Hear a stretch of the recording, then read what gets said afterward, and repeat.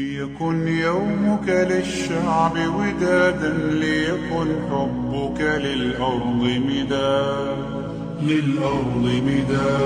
قلم أنت فكم عبرت عنا وبنيت المجد أطوادا شداد أنت يا ملهم شعب. أعوذ بالله من الشيطان الرجيم بسم الله الرحمن الرحيم. In this episode, we are ruminating, we are reflecting on that verse of Surah Al-Fatiha, Ihdina Sirat al-Mustaqim, guide us to the right paths. Some people may misconstrue this prayer to be that the Muslims are still seeking the way to the right path. No, it's much more than that, if they only understand what guidance means. Because in our life, we need divine guidance in every step we want to take in our life. Hidayah, guidance, is much more important to believers because the enemy, Shaitan Lanatullah alayhi, is always waiting to mislead them. Because his plots against the believers is stronger than others who are already not on the right path. At the slightest opportunity, you want to mislead them so that you can get them out of the way. Even the prophets of Allah subhanahu wa ta'ala, Shaitan played trick on them whenever he has the opportunity. In Surah Al-Hajj, Allah says, وَمَا أَرْسَلْنَا مِن قَبْلِكَ مِن رَسُولٍ. We have not sent a messenger before you, وَلَا نَبِيٍّ, or a prophet, إِلَّا إِذَا تَمَنَّى أَلْقَى الشَّيْطَانُ فِي أُمْنِيَّتِهِ. Whenever he wishes, Shaitan will try to put his own portion inside that wish. But Allah will not allow that. فَيَنْسِخُ اللَّهُ مَا يُلْقِي الشَّيْطَانُ. Allah will quickly delete what Shaitan has inserted. ثُمَّ يُحْكِمُ اللَّهُ آيَاتِهِ. They will now perfect his signs on that prophet. Wallahu alim hakim. So if that could happen to a prophet, how much more of ordinary human beings like me and you? Therefore, in every step we want to take in life, there is always a need for a divine guidance. That house you want to rent, you need the guidance on it. That woman you want to marry, you need the guidance on it. That man you want to marry, you need the guidance of Allah on it. And that is why, as Muslims, the Messenger of Allah taught us istikhara, that dua for seeking divine guidance in anything you want to do. And once you do it, whatever your choice will be, Allah will guide it and you will not make that mistake. So your divine guidance is very important for us in anything we do in life. There's this beautiful dua that Messenger of Allah taught us as Muslims.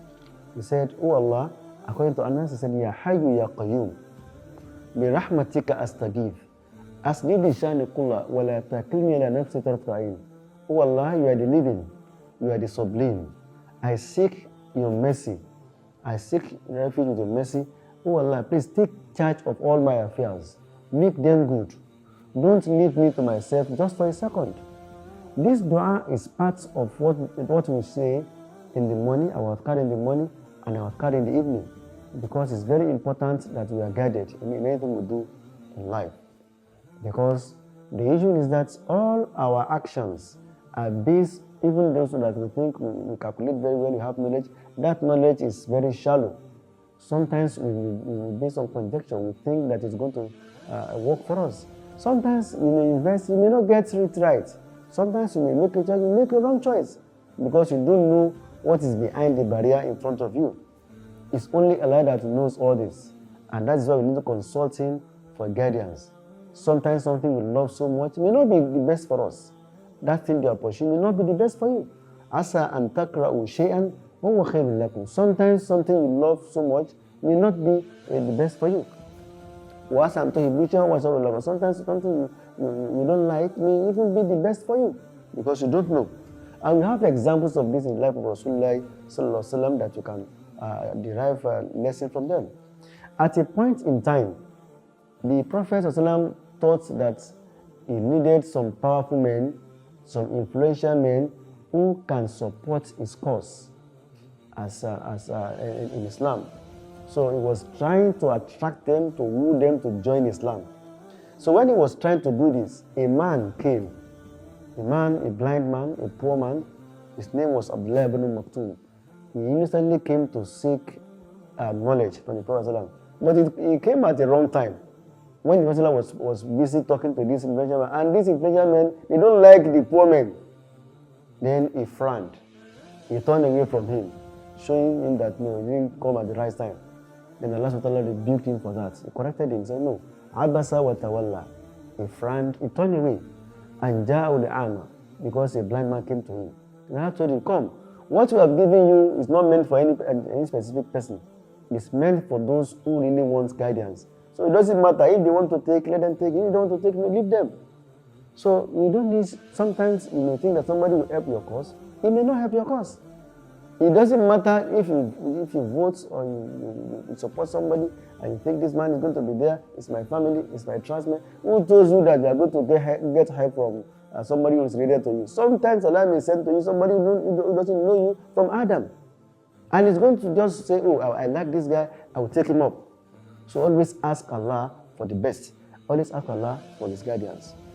Another example, the Prophet passionately loved that his uncle Abu Talib becomes a Muslim before he died. And he was trying to encourage him, even at the point of death, he was telling him, uncle, just say La ilaha illallah. I will use that to argue your case with Allah that you accept Islam. But the man was saying, I cannot say it. Then the Prophet said, what did I ask you to say that you cannot say? Just to say, you asked me to say La ilaha illallah, I don't want to say it. He said, that thing that you asked me to say, I can't say it. Until he died on the religion of his forefathers. Then he was very aggrieved.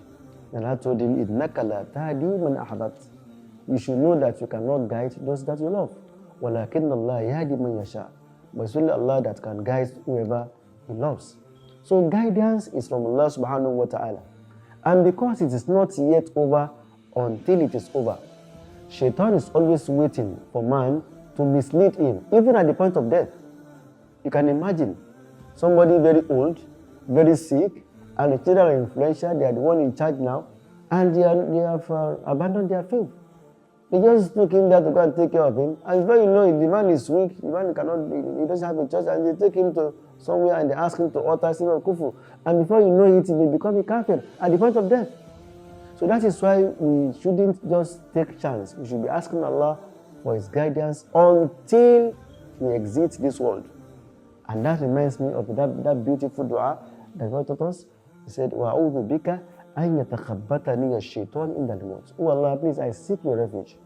Please, do not allow Shaitan to mislead me at the point of death. We pray Allah to protect us and make us Muslims in the meeting on the day of Qiyamah. Subhanakallah wa nashhadu an la ilaha illa anta nastaghfiruka wa assalamu alaikum wa rahmatullahi wa barakatuh.